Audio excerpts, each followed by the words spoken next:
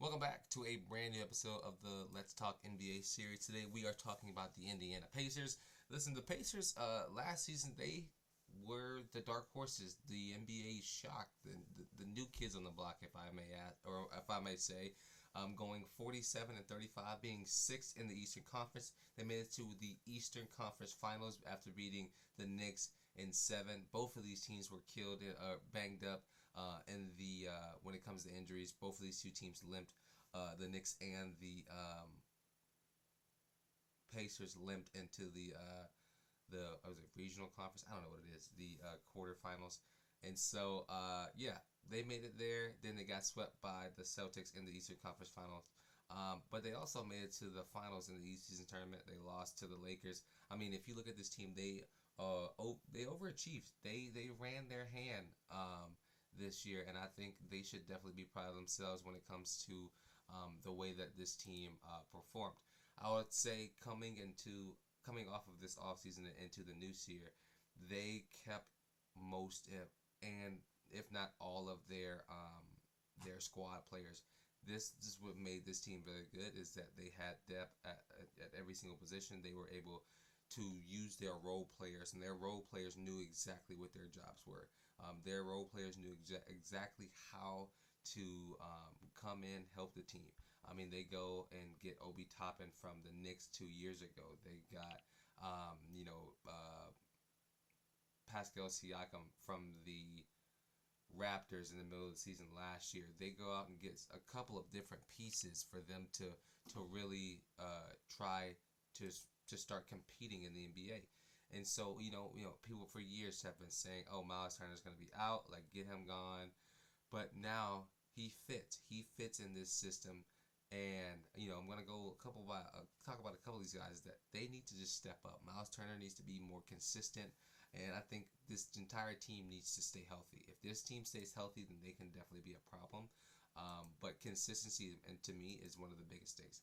How is Miles Turner? Can he be a 20 and 10 type guy? He needs to be a 20 and 10 type guy. Can Siakam be consistent the entire time he is on the floor? I think he can be as well. Aaron Naismith, he is well. Come on, do your job, be consistent, play defense. That's what this team needs from him.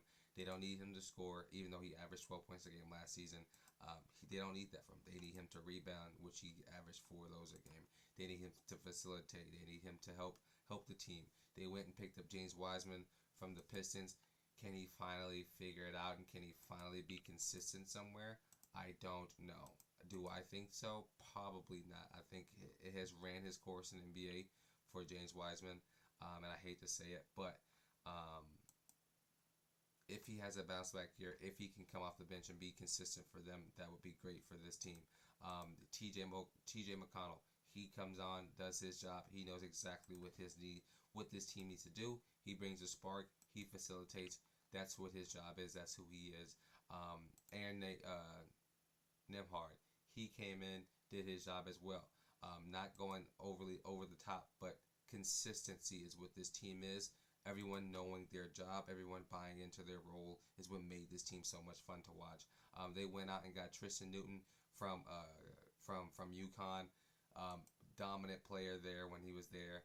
Excited to see where how he does and how he fits into this system as well. And they're looking at their big guys. Tyrese Halliburton, he is a guy that this team relies on. He is a guy that needs to get his shooting consistency. He needs to really be able to score and facilitate. I know last season we saw him have dang near average 20 assists per game, but but this team needs to score, and I think Siakam will get the ball in his hand more and help that out. But he needs to be able to make sure he really averages 25 points a game. He needs to be averaging 25 points a game, playing it simple from start to finish. And I think he can be. I think this offseason he went away and will hopefully go away and do something that can help lead this team to, a higher seeding next year. Maybe they go and win the play-in tournament. Who knows? Benedict Matson,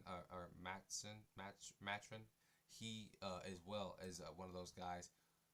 He played 60 games last season, 15 points a game, 4 rebounds, 2 assists. I mean, that's the small things that this team needs. This is one of in the NBA. You have teams with their top three guys that really go off and are the team, and then you have teams like the Pacers. Midwest teams spread the ball around. There's no number one guy. They're hardworking. They play defense. They're consistent on offense. That's what this Pacers team is, and that's what they need to do in order to win something this season, and for them to have a good season. So I expect them. I expect a lot out of this team. I'm not taking it easy on this team, especially after last year. And I expect them to really dominate and come back and do the same exact thing. But Pacers fans, let me know what y'all think about this. Let me know how y'all feel about your upcoming season.